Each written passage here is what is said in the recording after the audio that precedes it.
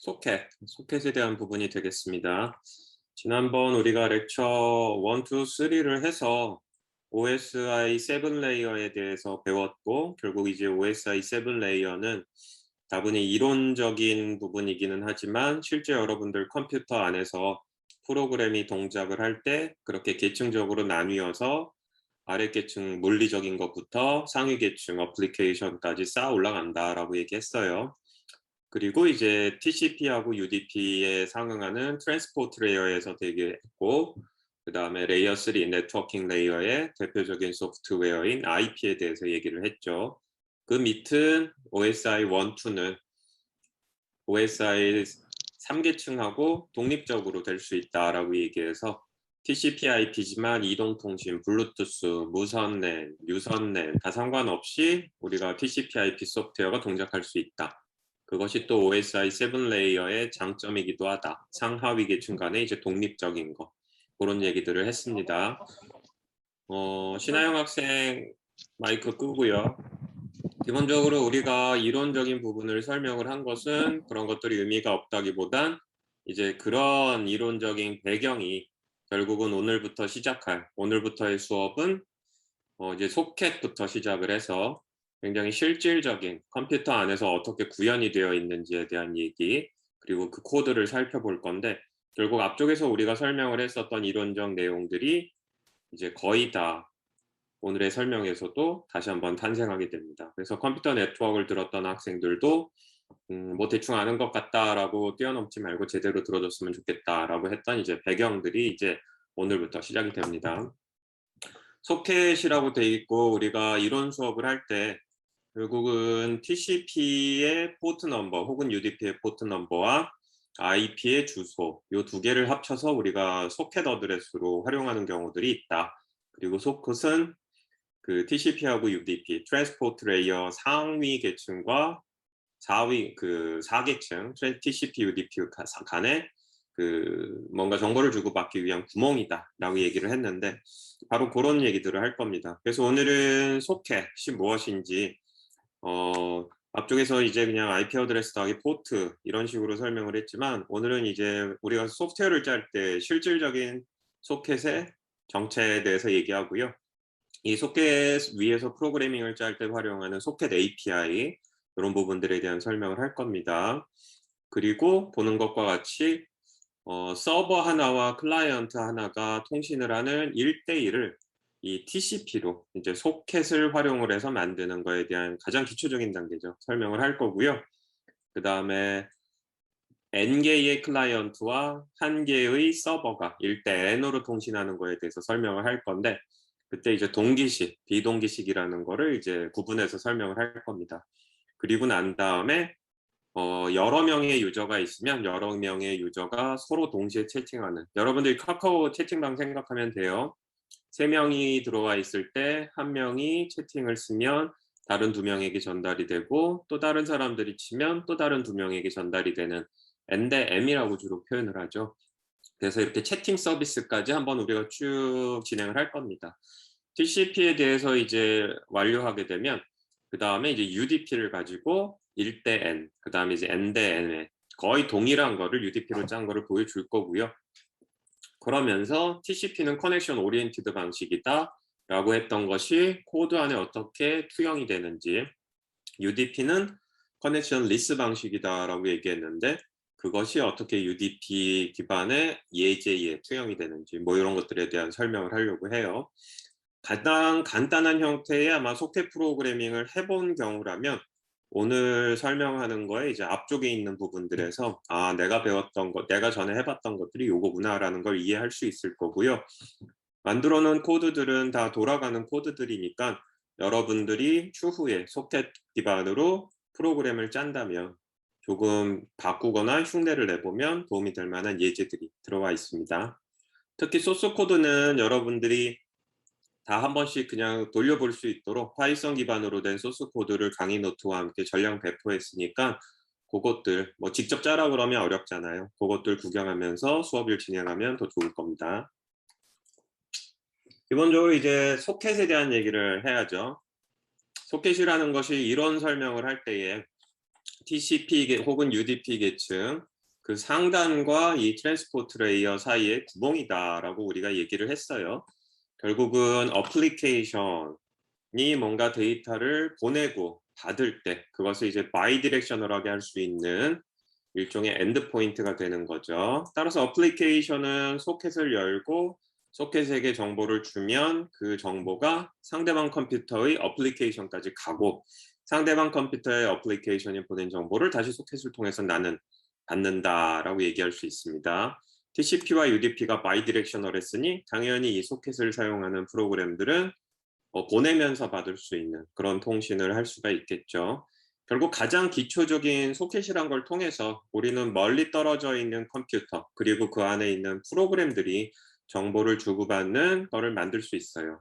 그런데 우리가 C 언어와 파이썬 이런 것들이 이제 여러분들이 배워나가는데 C 언어인 경우에 가장 재밌는 모습 중에 하나가 파일이라는 개념입니다. 그래서 파일 처리라는 과목까지 생기는데 컴퓨터 프로그래밍 언어 중에 C나 C++은 컴퓨터 메모리도 파일이고 디스크에 있는 파일도 파일이고 그리고 심지어 다른 프로그램과 통신을 하기 위해서 사용할 때에도 파일을 쓰는데 이 파일이라고 명명되었지만 실질적으로 컴퓨터 메모리, 디스크 아니면 통신 수단 이런 거를 다 숨겨두고 이제 파일이라는 얘기를 해요.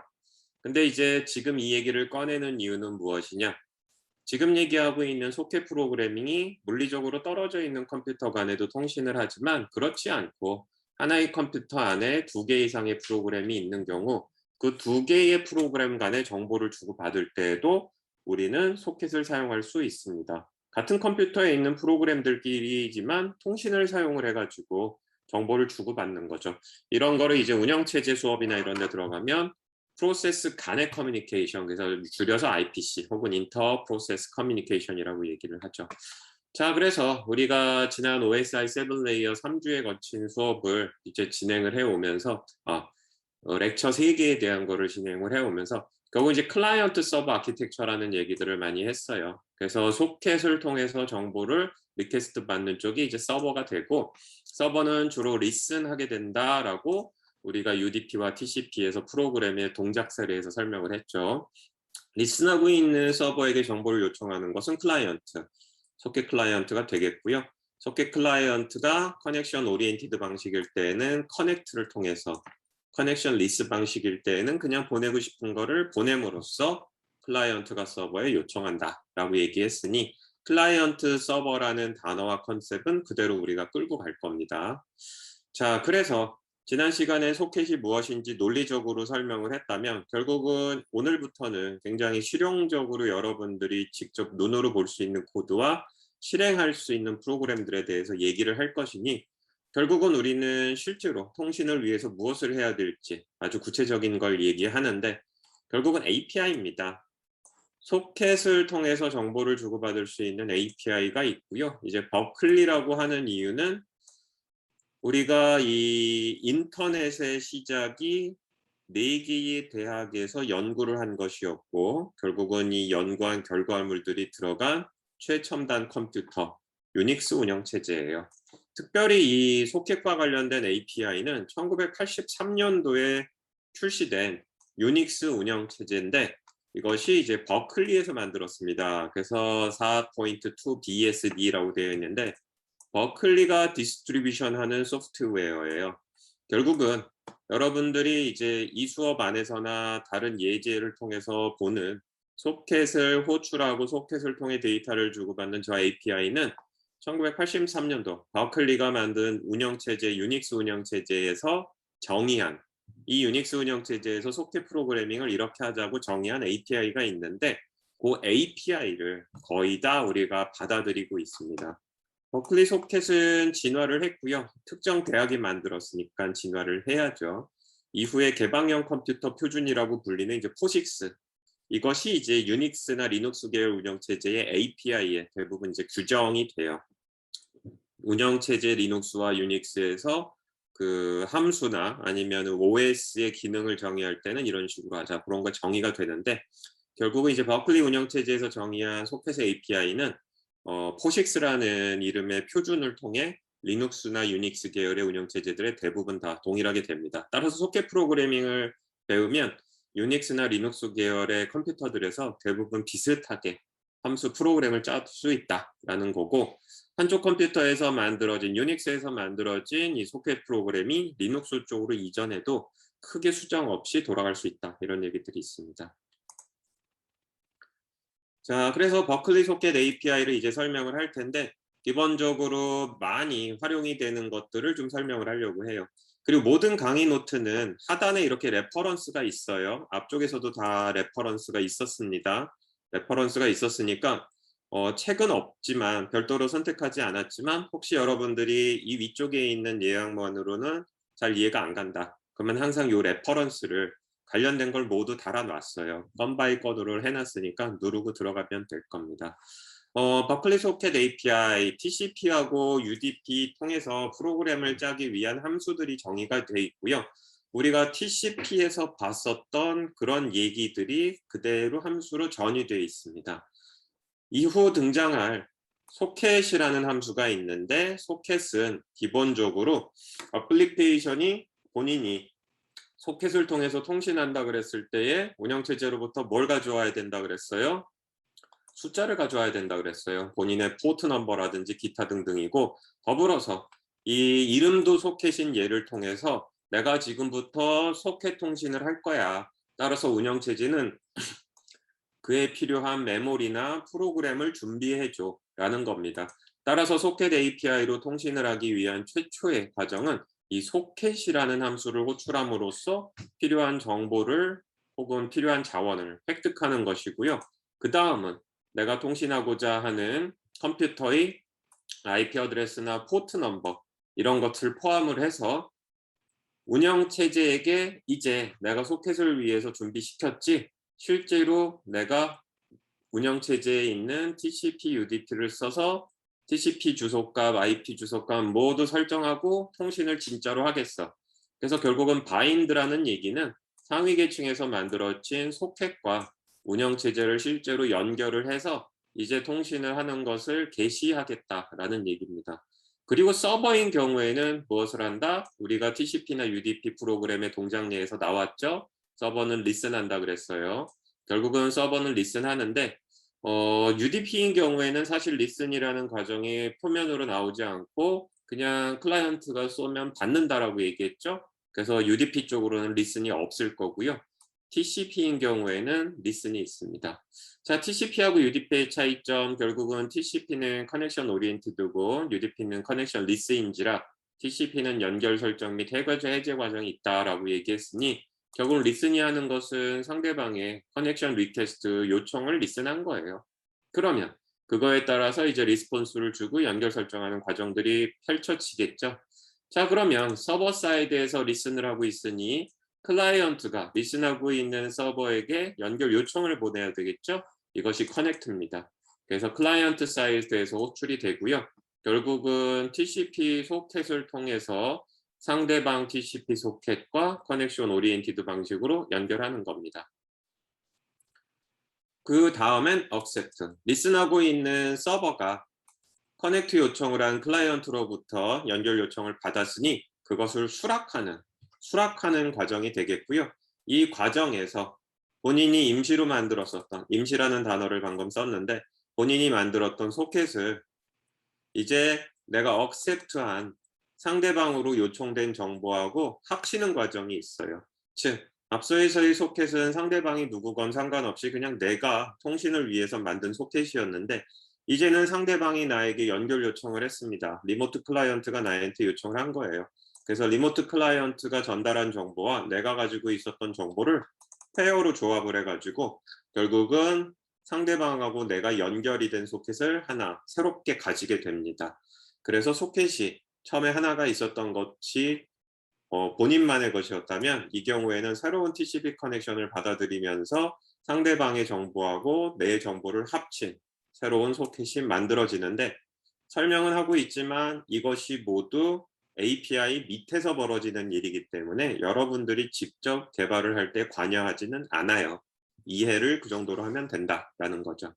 자, 그래서 앞쪽에서 설명을 했던 리슨하고 있는 서버에 클라이언트가 커넥트를 보내서 accept를 받게 되면 클라이언트하고 서버는 바이디렉셔널하게 정보를 주고받죠. send receive를 쓸 수도 있고요. send to receive from을 쓸 수도 있고 앞쪽에서 C 언어에서 모든 것은 파일이다 라고 이제 얘기를 했죠. 컴퓨터 메모리도 파일일 수 있고 디스크도 파일일 수도 있고 통신도 파일일 수 있다. 요 얘기를 했었는데 C 언어, C++ 언어에서 뭐 파이썬도 그래요. 파일에다가 읽고 쓸 때는 write and read가 비슷한 유의 함수들이 있죠. 그래서 통신 명령에 유사한 send receive도 있지만 우리가 소켓을 파일로 규정을 해서 write하고 read 하는 것들도 가능합니다. UDP인 경우에는 연결 설정 해제 과정이 없지만 TCP는 연결 설정을 했으면 해제 과정이 있어야겠죠. close라는 함수로 호출하면서도 하면서 TCP도 연결 해제하는 부분이 있어요. 자, 그 다음은 유용한 옵션들이 있습니다. 아마도 여기서 가장 많이 쓸 부분은 요 set 소켓 옵션이 될 거예요. 이것은 대부분의 기능을 소켓 밑에서 자동으로 해줍니다. 왜 그러느냐? 가뜩이나 복잡한 통신과 관련된 설정을 모두 다 개발자가 하려면 힘들겠죠. 그래서 웬만한 설정들은 밑에서 할 건데 굳이 개발자가 특정 소켓의 옵션을 건들고 싶다 그러면 set 옵션을 하고요. 세팅된 거를 내가 보고 싶다 그럴 때는 또 계속해서 옵션을 씁니다. 요거는 이제 예제 프로그램들이나 책에서 종종 등장하는 예들이 되고요. 혹은 지난번에 이제 도메인 네임 서비스를 하는 서버들, DNS 서버가 있다라고 얘기를 했죠. 사람이 읽을 수 있는 알파벳의 도메인을 기계가 이해하는 IP 어드레스와 같은 숫자로 변환을 하는 건데 그렇게 도메인 이름을 숫자로 변환하거나 IP 어드레스를 다시 도메인 어드레스로 바꾸는 함수들이에요. 호스트를 네임으로 get하는 거고 그 다음에 어드레스로 get하는 이런 것들이 있습니다. 그래서 이런 것들 또 많이 쓰이는 경우가 있고 select하고 call인 경우에는 설명을 안 하는데 이건 기본적으로 C나 C++를 통해 소켓 프로그래밍 할 때 종종 쓸 수도 있어요. 여러 개의 소켓이 있고 여러 개의 소켓으로부터 정보를 주고받는 거를 제어하는데 프로그래밍 언어적으로 지원해주는 부분이 대부분 없는 이제 C나 C++ 완전히 말초적인 언어의 기본 기능으로 하는 경우 이런 기능 경우에 이제 울며 겨자 먹기도 쓰고요. 아니면 본인이 이런 것들을 굳이 좀 더 지능화된 함수가 아닌 그냥 본인이 직접 제어해야 될 필요가 있다 이런 데 씁니다. 그렇지 않으면 파이썬의 예제인 경우에는 거의 이런 걸 쓰지 않아요. 왜 그러냐면 언어 자체가 너무나도 많이 사용하는 TCP, UDP 프로그래밍에 대해서 좀 더 소켓 API 위에다가 좀 더 편하게 프로그램을 짤 수 있는 기법을 쌓아놨어요. 그래서 요거는 나중에 여러 개의 소켓을 다루는데 별도로 좀 똘똘한 기능들을 사용하지 않고 본인이 정말 막 밑바닥에 있는 소켓 API만으로 해야 되는 경우 그럴 때 좀 알아두면 될 겁니다. 일단은 논외로 하겠습니다. 방금 설명한 것을 그림으로 그리면 이렇게 나타나요. TCP에 대한 사례고요. 서버는 항상 먼저 살아 있어야 된다고 얘기를 했죠. 그래서 본인의 통신 환경을 세팅한 소켓, 어플리케이션이 이제 소켓 레이어를 쓰겠다고 선언한 거죠. 그리고 이렇게 선언한 것을 결국은 하단부에 있는 레이어 4, 레이어 3하고 연결하는 역할인 바인드. 자, 그러면 내 컴퓨터에서의 역할은 끝났으니 상대방이 나한테 연결 요청을 하게 하는 기다리는 listen. 자, 기다리고 있어요. 그 상황에서 클라이언트가 소켓을 만들어서 결국은 본인이 커넥트로 요청을 합니다. 그렇게 되면 서버는 accept를 하게 되고요. 둘은 쌍방향 통신을 하게 됩니다. 그러다가 이제 클라이언트가 close를 요청하게 되면은 서버도 close 하는 단계가 순차적으로 나와 있고요. UDP는 뒷부분에서 다루겠지만 서버는 미리 키고 리시브 상태를 하고 있고 클라이언트는 살아나면 send 한다라고 되어 있으니까 이 앞쪽에 있는 listen, accept 과정이 없다라는 것, close 과정도 없죠. 그 부분은 이제 뒷부분에 UDP를 설명하면서 우리가 다시 보도록 합시다. 자, 그래서 간단한 예제 프로그램이 나와 있는 것을 볼 수가 있습니다. 여러분들에게 배포한 이 소스 코드고요. 이 소스 코드를 열면 보는 것과 같이 이 프로그램이 있어요. 이거는 서버에 대한 것이 되고요. 마찬가지로 클라이언트에 대한 것도 렉처 3 프로그램 2번 TCP 에코 클라이언트 파이썬을 열면 이렇게 되어 있습니다. 이게 실행 화면인데 각각에 대해서 우리가 조금씩 더 구경을 해보도록 하겠어요. 자, 서버 프로그램입니다. 앞쪽에 있었던 소켓 API가 유닉스나 리눅스 같은 계열의 운영체제에서 실제로 호출하는 함수라고 얘기했죠. 자, 지금 보고 있는 건 그거의 파이썬 버전이에요. 파이썬 버전인데 크게 차이가 없습니다. 일단 소켓 프로그래밍을 위해서 우리는 소켓 라이브러리를 임포트해야 되고요. 그리고 IP 어드레스로 이 서버가 사용할 IP 어드레스를 호스트에다 넣었으니 127.0.0.1이 이 서버 프로그램이 사용할 IP 어드레스 3계층 주소입니다. 포트 번호는 우리가 65,456으로 해가지고 2의 32승에서 선택을 한 거예요. 리저브드 레전을 제외하고. 그래서 포트라는 번호로 넣었습니다. 결국은 IP 어드레스와 포트 넘버가 있고요. 살아나는 프로그램은 화면에다가 살아났어요 라고 합니다. 자, 그러면 밑쪽에서 우리가 버클리 BSD 소켓 API의 흔적을 찾아볼 수 있으니 무엇이 있습니까? 보는 것과 같이 소켓 API가 호출이 되고요. 바인드가 호출이 됩니다. 리슨이 호출이 되고 accept가 돼요. accept가 되면 연결 설정이 이루어진 과정이죠. 그 이후에 쭉 내려가면 receive 하는 게 있고요. send 하는데 send, receive는 함수가 여러 개가 있을 수 있다고 얘기했으니 이 경우에는 파이썬의 send all을 사용할 겁니다. 그리고 함수 이름이 거의 비슷하고 들어가는 파라미터들도 비슷해요. 하지만 같지는 않아요. 일단 운영체제별로 조금씩 다를 수가 있고 더불어서 지금 보는 건 파이썬이잖아요. C 언어에서 만들어진 소켓 API이지만 C 언어인 경우에는 대부분 자동으로 해주는 게 거의 없는 그런 언어였고 C++ 지나 파이썬까지 오면서 세월이 얼만데 파이썬은 해줄 수 있는 게 훨씬 많아요.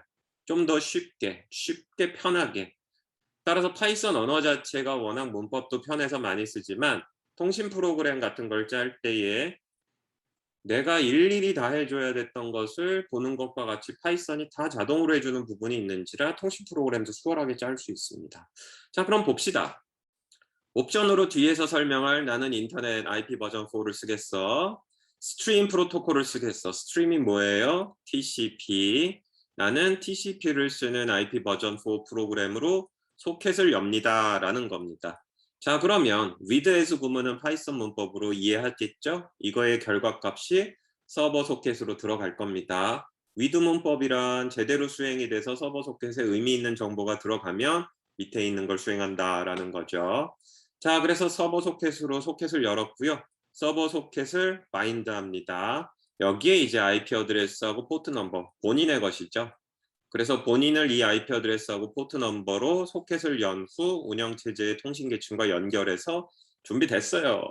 그리고 리슨 기다립니다. 그러다 보니 클라이언트에서 요청이 왔네요. accept가 이루어지면 파이썬에서 보는 것과 같이 튜플로 리턴 값을 주죠. 첫 번째는 소켓. 상대방이 연결 요청을 했고 내가 그걸 받아들였으니 이 소켓은 연결 요청한 상대방의 정보를 알 수 있는 소켓이에요. 그리고 그 상대방의 주소값. 여기에서 바로 나오는데 IP 어드레스하고 포트 넘버를 합니다. 자, 그러면 연결 요청까지 이루어졌으니 통신을 해야겠죠. 그래서 클라이언트 소켓이 유효한지를 with 구문으로 파악한 후 문제가 없으면 아래로 진행이 되겠죠. 무한루프를 걸었어요. 반복을 끊임없이 함으로써 클라이언트하고 서버가 끊임없이 정보를 주고받겠다는 겁니다. 결국은 이 과정을 거쳐서 여기까지 오는 게 파이썬에서 가장 간단한 TCP 프로그램을 짜는 문법이고요. 보게 되면 스타트하고 엔드 사이에 결국 해야 될 일을 집어넣는데 예제 프로그램은 이렇게 돼 있습니다. 클라이언트 소켓에서 리시브한 게 있으면 리시브 데이터에 넣고 그거를 화면에 프린트 했어요. 이때에 뭐 디코드를 UTF-8로 해가지고 사람이 읽는데 문제가 없는 형태로 했고 이유는 통신으로 주고받을 때에는 UTF-8이 아닌 다른 방식으로 될 수 있기 때문에 그리고 상대방이 보낸 데이터를 리시브 데이터에 집어넣는데 그거를 바로 클라이언트 소켓을 통해서 돌려줍니다. 그래서 이게 에코죠. 메아리 치듯이 내가 받은 것을 화면에 출력한 후 바로 돌려줬어요. 바로 돌려줬고 혹시 클라이언트가 보낸 문자가 퀴신가? 퀴시면 중단합니다. 따라서 멈추라는 단어를 보내지 않으면 계속 받은 걸 클라이언트에게 돌려주고요. 멈춰라고 요청을 했으면 화면의 출력까지는 마쳤고 서버를 멈추는 과정을 이제 진행을 하는 거죠. 자, 그러면 클라이언트를 한번 보러 갈까요? 기억해야 될 거는 서버 프로그램의 코드가 21줄이다 라는 겁니다. 프린트 구문이 가끔 들어가긴 했는데 그렇게 길지 않다라는 거. 클라이언트입니다. 클라이언트 살펴보면 마찬가지로 소켓 라이브러리를 읽어서 TCP, UDP, 그다음에 IP 주소를 저장을 했고요. 소켓을 여는 행위는 앞쪽과 거의 동일합니다. 그리고 커넥트 요청을 하는데 요게 이제 본인의 IP 주소가 아니고 서버의 주소죠. 서버의 주소로 커넥트 요청을 합니다.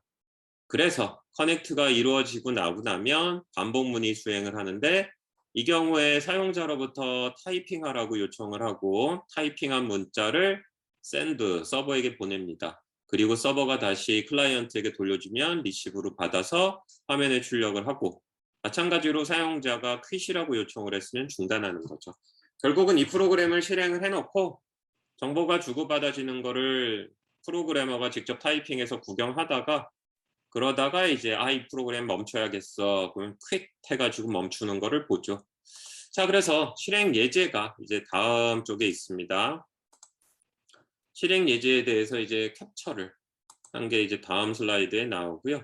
지금 보고 있는 것과 같이 에코 서버에서 실행이 되면 서버가 살아났어요 라고 됩니다.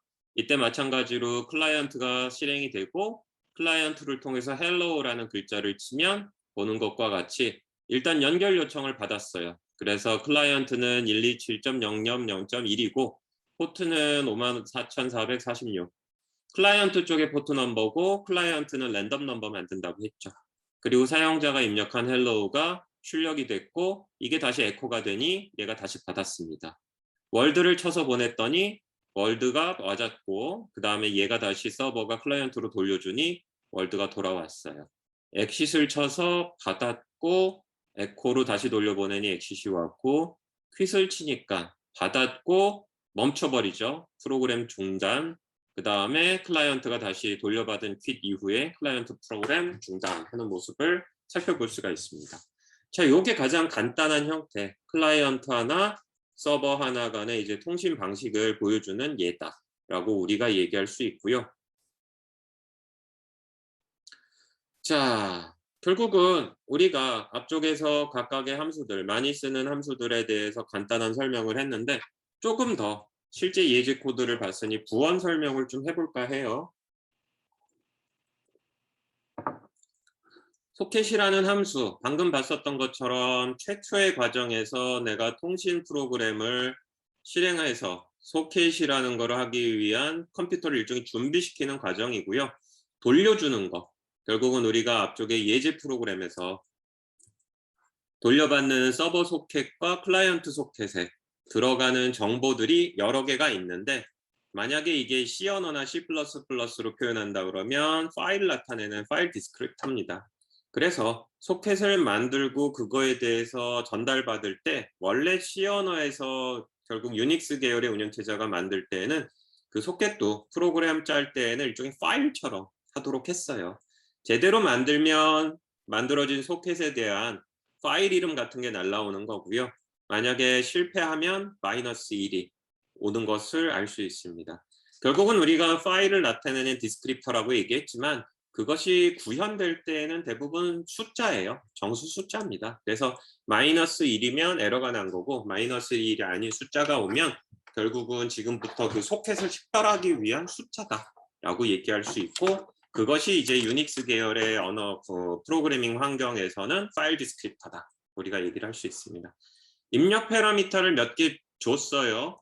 우리가 이미 익숙하게 앞쪽에서 본 건 이 AFINet입니다. 그래서 결국 앞쪽에서 우리가 예제를 보면 여기 AFINet이라고 돼 있죠.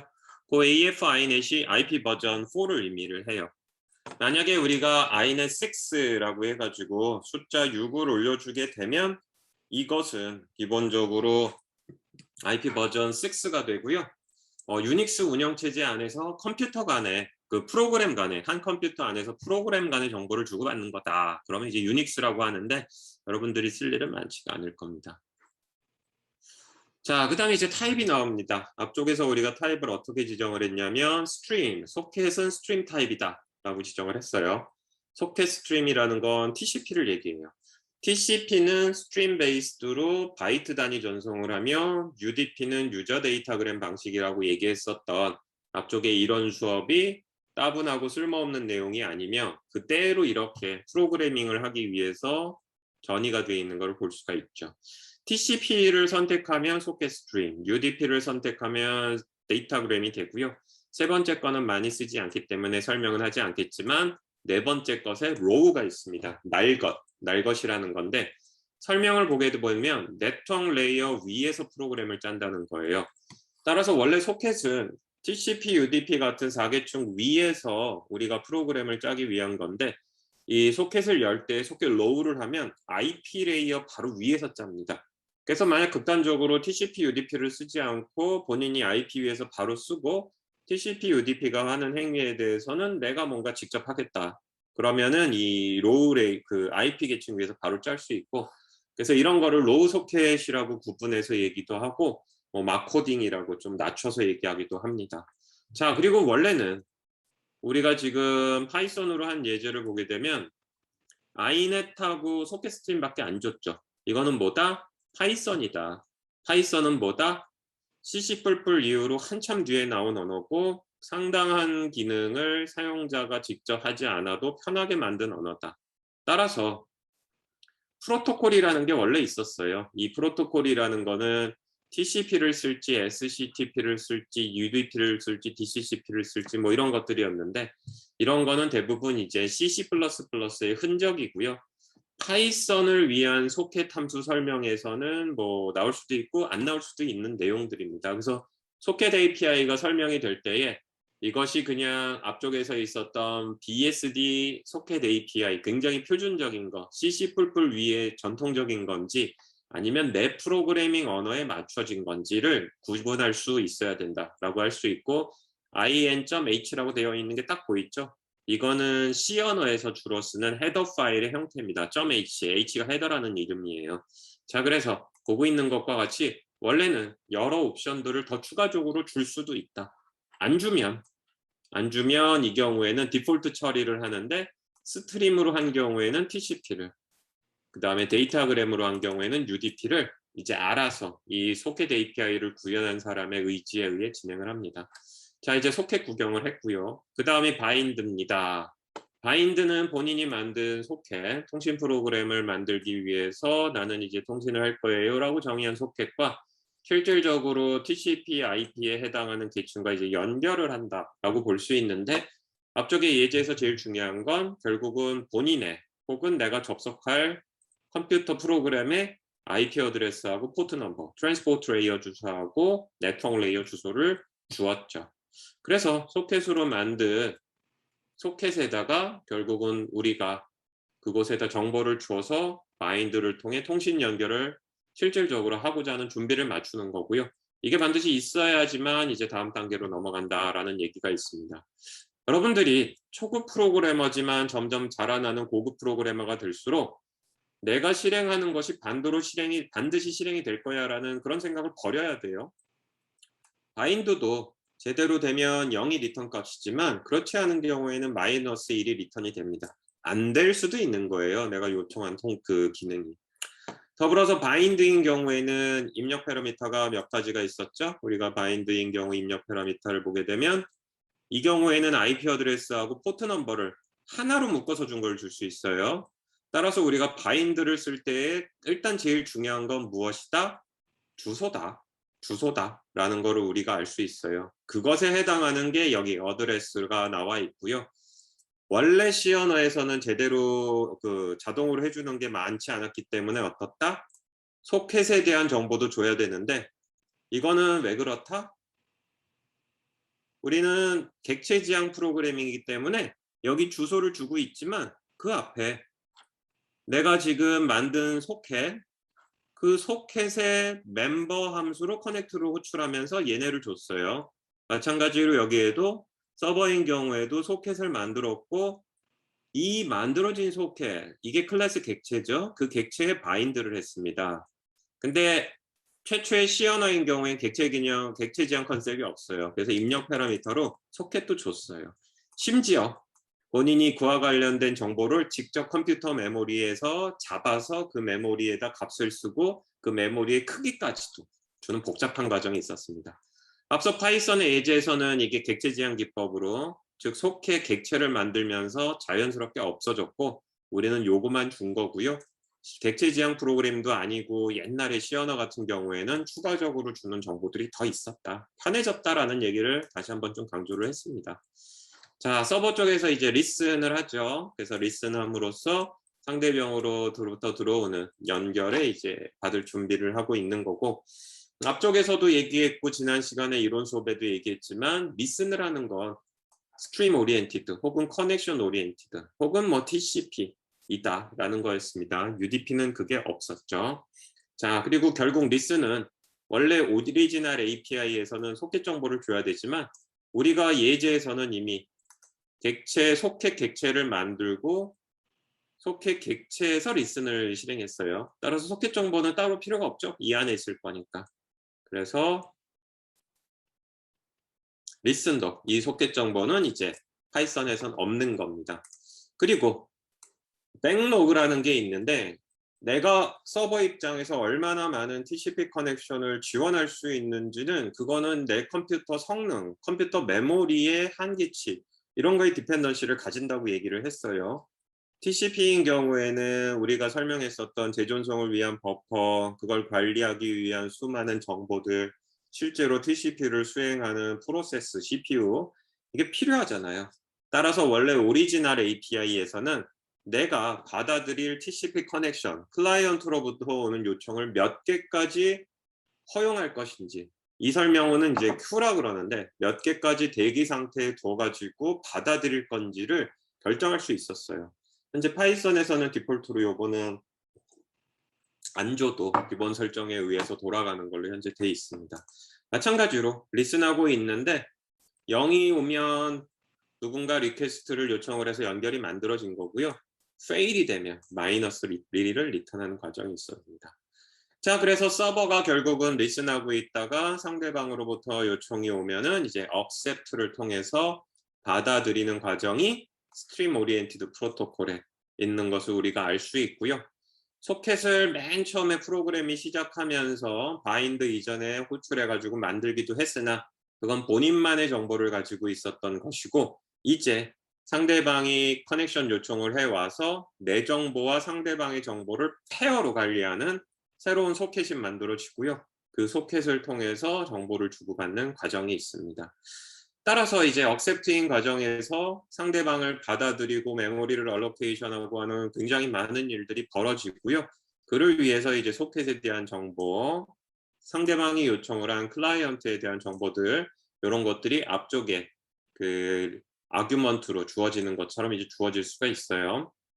자, 그래서 accept도 성공을 하게 되면 기본적으로 얘를 구분하기 위한 소켓 디스크립터, 사실상 숫자라고 얘기했죠. 그래서 모든 연결은 독립적인 숫자들이 부여돼서 프로그램은 그 독립적인 숫자로 부여된 애들을 가지고 통신을 하게 되는 거고 만약에 accept 하는데 문제가 발생을 했으면 이제 마이너스 1이 리턴 값으로도 올 수가 있습니다. 자, 그래서 서버 쪽에 대한 함수들을 주로 얘기했다면 이제 클라이언트에서 TCP 베이스인 경우에 제일 중요한 함수는 결국은 연결 요청인 connect라고 볼 수 있죠. connect를 통해서 결국은 TCP에 SYN 리퀘스트하고 그에 대한 에크가 가면서 다시 SYN 리퀘스트가 오고 그에 대한 에크가 이루어지고 이를 통해서 TCP에 바이디렉셔널한 통신이 이루어지는 것을 알 수가 있어요. 이렇게 커넥션 오리엔티드 프로토콜인 TCP이기 때문에 이런 연결 과정이 필요한 거고요. 만약에 우리가 UDP를 사용한다 그러면 이런 식의 연결 요청 및 해제 과정은 없다 라는 것을 다시 한번 우리가 얘기할 수 있죠.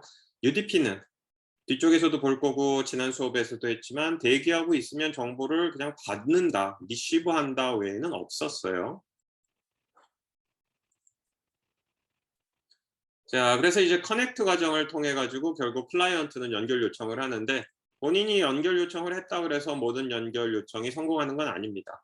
성공을 하면 0, 그렇지 않으면 -1인데 잘못된 IP 어드레스하고 포트 넘버를 가지고 연결 요청할 수도 있고요.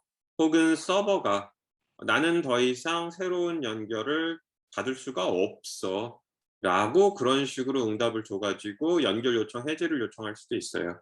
그렇게 우리는 연결에 대해서 반드시 성공한다라고 가정할 수 없다라는 걸 여러분들에게 다시 한번 강조를 하고요. 이때에는 이제 새로운, 그럼에도 불구하고 내가 다시 한번 연결 실정을 해야겠다. 그러면 이제 소켓을 만드는 과정부터 다시 진행을 해야지 이제 제대로 된 클라이언트 프로그램이 돌아갑니다. 따라서 여러분들이 기억해야 될 건 안 될 수도 있고 안 됐을 때에 대한 얘기들도 보고 있는 것과 같이 새로운 소켓을 열어 가지고 그때부터 다시 시도해야 되는 것들, 이런 걸 항상 기억을 해둬야 됩니다. 자, 그래서 지금 보고 있는 코드는 무엇이냐? 사실 앞쪽에 있는 거하고 돌아가는 내용은 동일해요. 돌아가는 내용이 동일하다는 건 하는 기능, 즉 서버인 경우에 그냥 클라이언트로부터 연결 요청이 있으면 받고 값을 돌려주는 행위는 동일합니다. 그럼 뭐가 다르냐? 자, 지금 펼쳐진 함수 그 프로그램 중에 처음부터 하죠. 여기 이제 서버에 대한 얘기가 되겠고요. 자세히 쳐다보면 앞쪽에서 굉장히 짧았던 10여 줄의 코드의 핵심부는 여기 있습니다. 스타트 엔드 사이에 받아가지고 에코 친 거 여기 있고요. 그 다음에 소켓, 바인드, 그 다음에 쭉 내려와서 리슨 하는 거 동일하게 있어요. accept까지. 그런데 이 코드를 보면 무엇이 있습니까? 소켓을 열었을 때 실패할 거에 대한 건 이미 위드에서 처리를 했는데 앞쪽에서 우리가 처리 안 한 건 바인드 요청한다 그래서 운영체제가 무조건 받아주는 거 아니에요. 그거에 대한 에러 처리도 넣었고 심지어 바인드를 할 상황이 아닌데 바인드를 요청하면 애시당초 리턴 값을 돌려주지 않고 운영체제가 에러를 내버릴 수도 있어요. 그래서 try하고 accept를 해가지고 exception handling까지 해줬습니다. 따라서 앞쪽에서 한 줄이었던 코드가 여러 줄로 늘어났어요. listen도 앞쪽은 그냥 listen 해가지고 성공하는 코드였지만 지금은 listen이 실패할 수 있고요. 이렇게 우리가 앞쪽에서 함수들을 조금씩 더 살펴본 이유는 정상적으로 돌아가는 경우도 있지만 정상적으로 돌아가지 않는 경우도 있습니다. 가장 흔한 예는 스마트폰으로 어플리케이션을 실행하는데 여러분들이 이동을 해서 와이파이를 쓰다가 음영 지역으로 들어가서 끊어지고 새로운 또 이동통신 연결 잡고 이 과정에서 프로그램은 항상 오류를 낼 수 있어요. 따라서 여러분들이 통신 프로그램 짤 때 잊지 말아야 될 건 항상 보고 있는 것처럼 예외 처리를 해줘야 된다는 거. 결국은 10여 줄의 프로그램이 거의 3배에 가깝게 늘어난 것을 우리가 볼 수가 있습니다. 클라이언트도 마찬가지입니다. TCP 에코 클라이언트로서 이것은 예제 파일 렉처 3번에 프로그램 4번에 해당하는 내용인데 보는 것과 같이 커넥트를 하는 부분에 대해서 에러 처리를 해주기도 하고 커넥트 자체가 실패할 수도 있기 때문에 익셉션 핸들링 하는 부분이 이제 추가가 된 것을 볼 수가 있어요. 보는 것과 같이 기본적으로 에러 상황을 뭐 그렇게 발생하지 않을 에러에 대해서 내가 굳이 신경을 써야 됩니까? 이렇게 하면 안 되고요. 통신은 어떠한 상황에서든 무슨 에러가 날지 모르는 거를 항상 대비해야 된다라는 얘기를 이제 보여주고자 합니다. 그래서 앞쪽에서 그 예제 코드, 렉처 3의 예제 코드 2라고 2는 이러한 에러에 대한 대응이 없게 만든 거였고요. 3하고 4는 1에 대해서 에러 처리를 집어넣은 3번, 2에 대해서 에러 처리를 한번 4번이 이제 나온다라고 볼 수가 있습니다. 자, 그래서 여러분들이 실제로 3번하고 4번을 이제 실행을 시키면 이렇게 실행이 돼요. 화면이 좀 작아서 안 보일지 모르겠는데 이제 오른쪽이 이제 서버에 해당하는 애고요. 왼쪽이 이제 그 클라이언트에 해당하는 애입니다. 자, 그래서 클라이언트가 2개 있어요.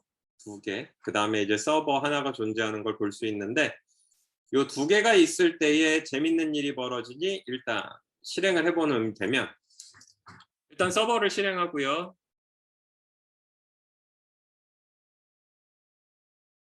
클라이언트를 실행합니다. 서버 살아났죠? 네, 클라이언트 실행해 봅시다.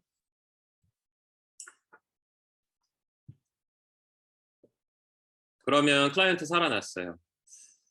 앞쪽에 설명은 없었지만 클라이언트 하나를 더 실행할 겁니다.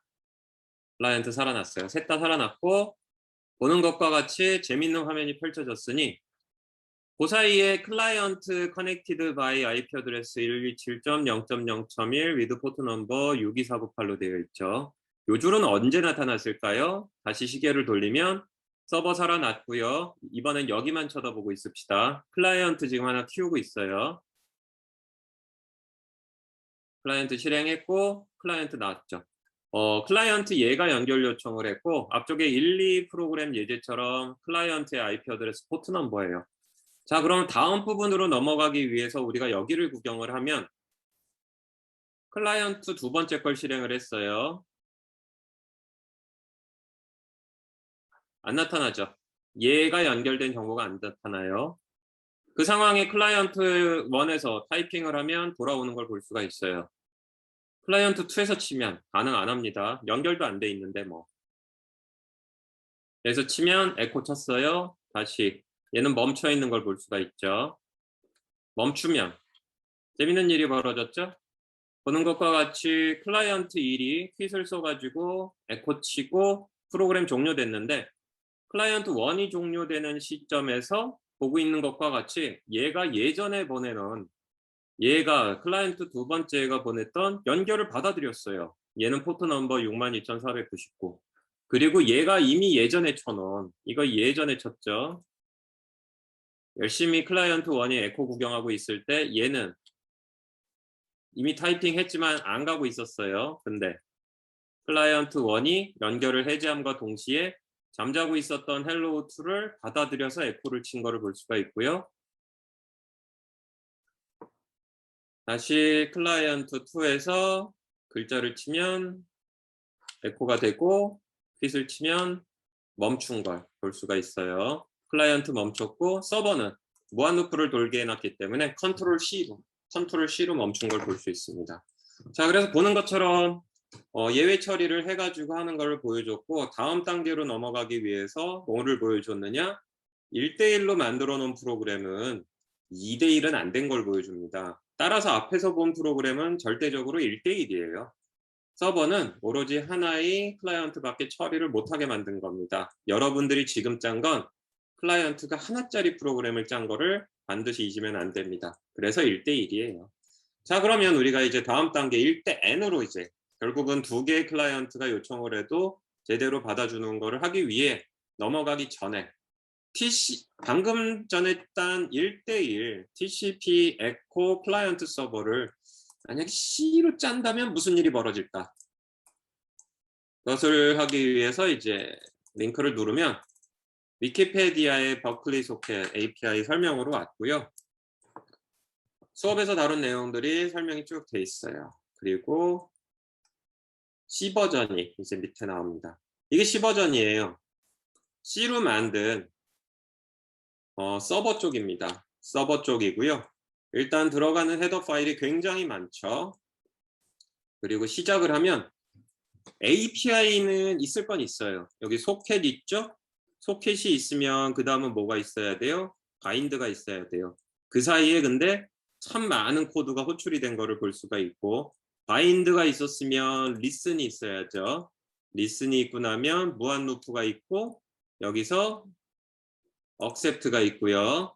그리고 read 그리고 필요시 write를 할 수가 있어요. 보는 것과 같이 코드가 한눈에 들어오게 하면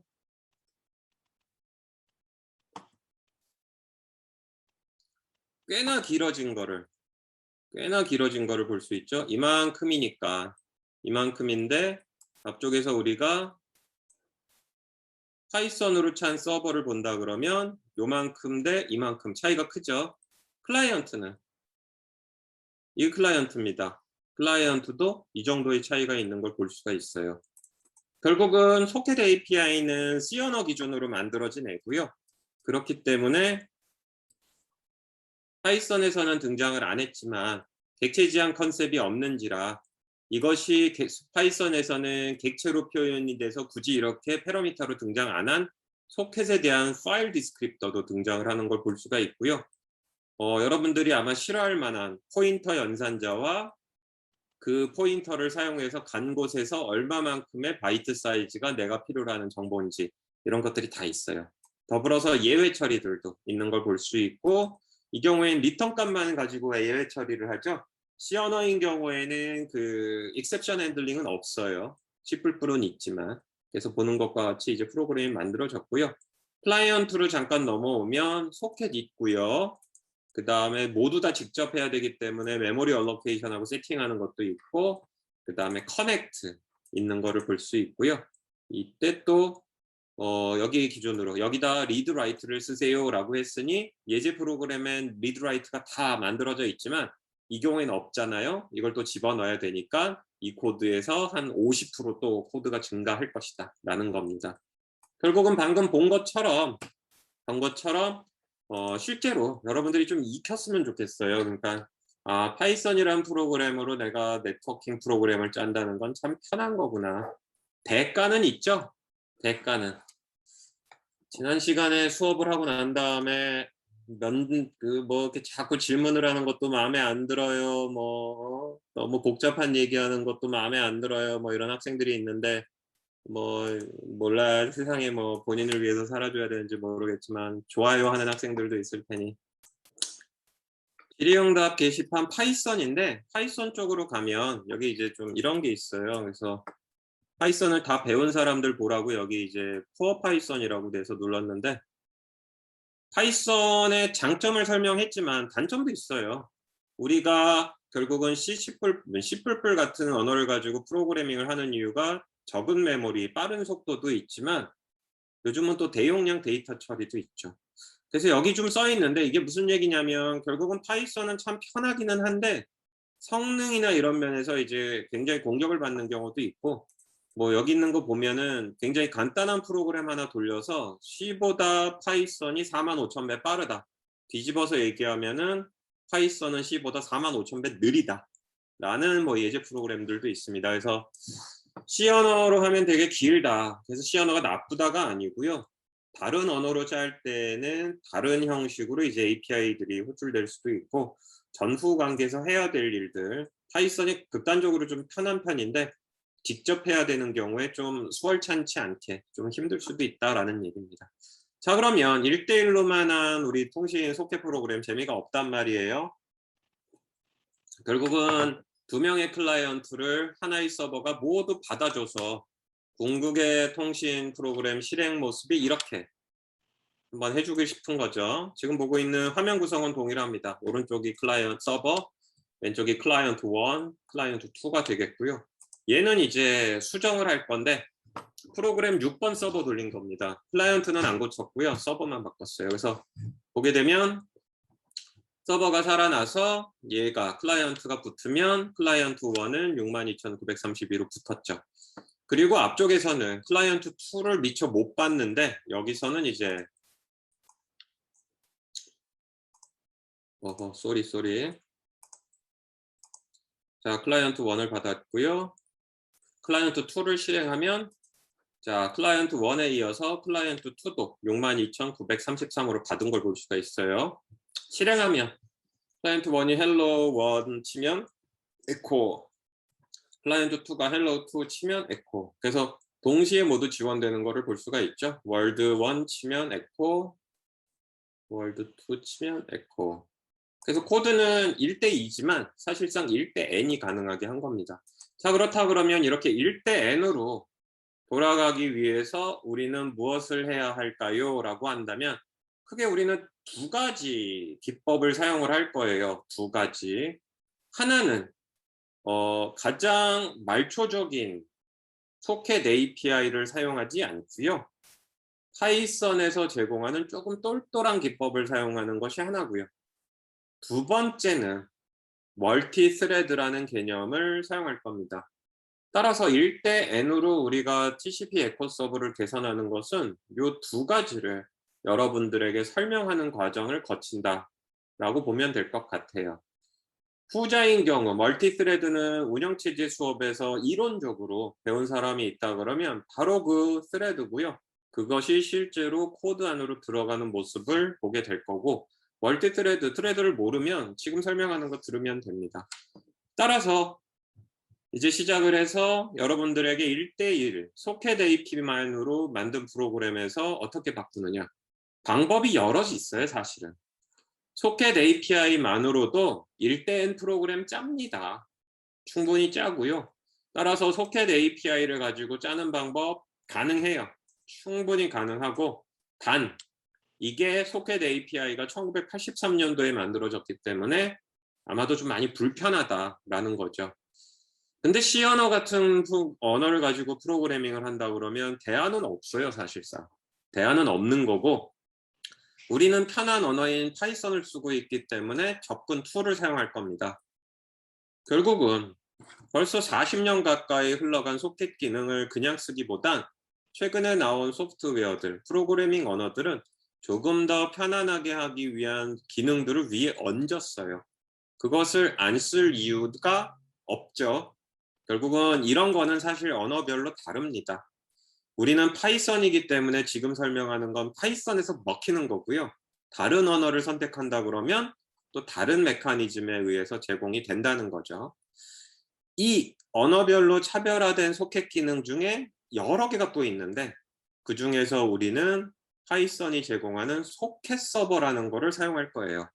이름이 얘기하고 있는 것처럼 소켓으로 기반한 서버 프로그램을 짜도록 미리 만들어진 파이썬의 클래스입니다. 우리는 이것을 객체화함으로써 좀 더 용이하게 1대 n을 할 거고요. 더불어서 동시에 여러 TCP 커넥션 클라이언트의 요청이 오더라도 그것을 다 받아주고 각각이 독립적으로 동작하기 때문에, 앞쪽에서 예제는 뭐였어요? 클라이언트 1이 통신을 하고 있으면 클라이언트 2는 통신이 안 됐죠. 하지만 우리가 이 멀티 스레드 혹은 멀티 프로세스라는 개념을 사용함으로써 클라이언트가 여러 개가 들어오면 각각의 클라이언트들을 각각 다른 프로그램으로 다른 독립적인 것으로 이제 처리를 할 거예요. 따라서 클라이언트 1의 연결과 클라이언트 2의 연결에는 상관관계 없도록 만들어 줄 겁니다. 이를 위해서 동기식, 비동기식이라는 개념을 여러분들이 이제 이해하는 거를 부가적으로 수행할 겁니다. 자, 그러면 우리가 소켓을 프로그래밍의 방법으로 사용을 했던 것이 현재 프로그램 1, 2, 3, 4, 5였다면 지금 우리가 이제 바꾸고자 하는 것은 어떤 거냐? 소켓 서버라는 거를 사용한다라고 얘기를 했고요. 파이썬이 제공하는 기본 모듈이에요. 참 훌륭하지 않습니까? 소켓으로 사용하고 있는 서버 프로그램들의 이런 유형이 있구나. 그래서 그런 서버 프로그램들을 미리 파이썬에서 만들어 둔 겁니다. 4가지가 있는데 앞쪽에서 이론 수업을 했고 앞쪽에서 또 요약한 거를 설명을 했으니 이해가 쏙쏙 될 거예요. 왜 그래요? TCP 서버, UDP 서버, 유닉스 스트림 서버, 유닉스 데이터그램 서버. 우리는 일단 유닉스에 대한 관심은 없으니 TCP와 UDP 서버를 만드는 거죠. TCP 서버와 UDP 서버를 만들 때에 해야 될 일들은 대부분 여기다 넣은 겁니다. 쳐다보면 입력 파라미터로 서버의 주소값을 받아요. 앞쪽에서 소켓으로 열었을 때도 그랬죠. 그리고 여기에 재밌는 클래스가 하나 더 등장을 하니 이 TCP가 클래스를 하나 더 받는데 이름이 핸들러예요. 대부분 프로그램 짤 때 핸들러라고 되어 있는 거는 무슨 작업을 하는 전담자를 의미합니다. 그럼 여기에 전담자는 무슨 행위를 전담하느냐? 리퀘스트예요. 풀어서 얘기하면 TCP 서버인데 클라이언트 쪽에서 오는 리퀘스트를 전담으로 담당할 클래스를 얘한테 입력 파라미터로 줍니다. 그러면 이 TCP 서버는 연결 요청들이 오게 되면 그것을 이 리퀘스트 핸들러 클래스로 입력받은 애에게 주는 행위를 할 거예요. 그러면 머릿속에 떠오릅니까? 우리는 이제 TCP 서버 쪽을 가서 뭔가 좀 할 거고요. 리퀘스트 핸들러 클래스로 가가지고 또 뭔가를 할 겁니다. 요거를 이제 뒤쪽에서 조금씩 풀어서 설명을 하니 결국은 소켓 서버 중에 TCP 서버라는 애, 앞쪽에서부터 계속 언급이 되는 TCP 프로토콜을 쓰는 서버를 만들겠다는 거예요. 그리고 bind and activate라는 게 true냐 false냐인데 이름이 바로 나오잖아요. 이거 만들면서 bind하고 activate까지 할까요? 결국은 굳이 내가 소켓 만들고 bind하고 이런 거를 일일이 구분하지 않고 한 방에 해결할 수 있게 해준 거죠. 쉽게 하는 것이 이런 거의 목표라고 되어 있잖아요. 그리고 이런 애들은 베이스 클래스 서버, 베이스 클래스로 베이스 서버라는 애, TCP건 간에 UDP건 간에 유닉스 스트리밍이건 간에 유닉스 데이터 그림이건 간에 상관없이 위에 베이스 서버라는 애를 두고 거기서 이제 파생된 애들입니다.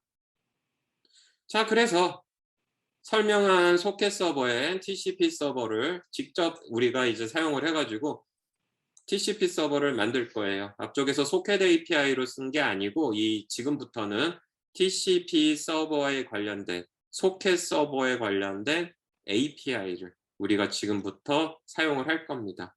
자, 그래서 우리 TCP 서버를 이제 만드는 거를 설명을 할 건데 TCP 서버라는 것은 사실 무슨 일을 하는지 개발자 입장에서 큰 관심은 없어요. 왜 그러느냐?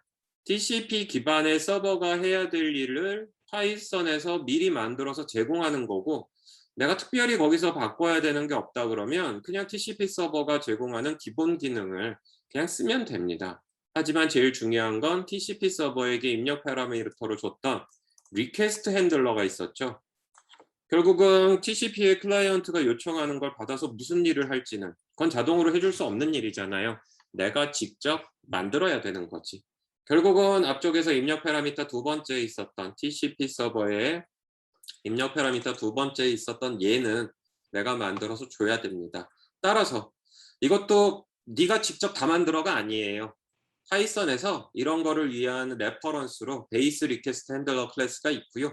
얘를 인히어리턴스 해가지고 유전의 법칙에 의해서 물려받은 후 여기에서 내가 필요한 것만 일부 수정하면 된다 라고 우리가 설명할 수 있습니다. 특히 가장 많이 수정해야 될 부분, 직접적으로 어떤 리퀘스트를 받아서 무슨 짓을 할지는 베이스 리퀘스트 핸들러에 핸들 메소드가 있기 때문에 이 핸들 메소드를 수정하게 됩니다. 말이 복잡했지 사실상 뒤에 가서 쳐다보면 베이스 리퀘스트 핸들러를 베이스 드라이브, 베이스 클래스로 삼아서 내가 나의 소켓 핸들러를 만들고요.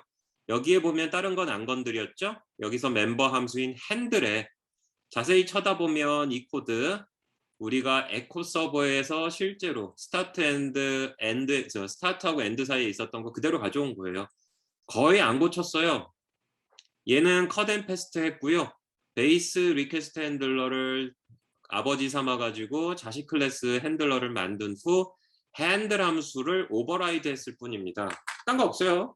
너무 이렇게 앞쪽에서 뭐 어려운 얘기하는 것처럼 생각할지 모르는데 전혀 그러하지 않다라는 거 다시 한번 설명을 하고요. 자, 그래서 우리가 request handler 클래스를 만드는 게 이제 첫 번째 일이었고요.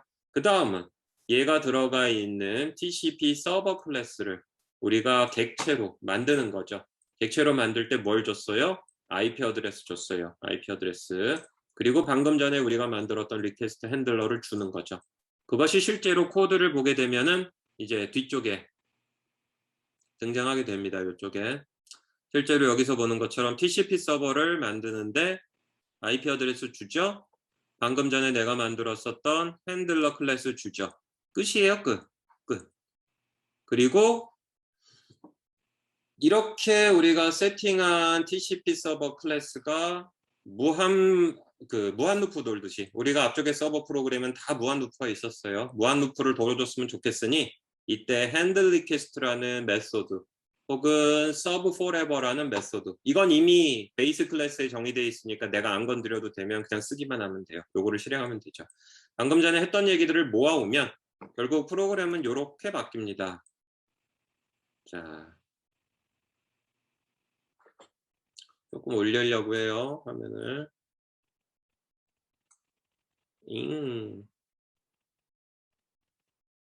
잘못했어.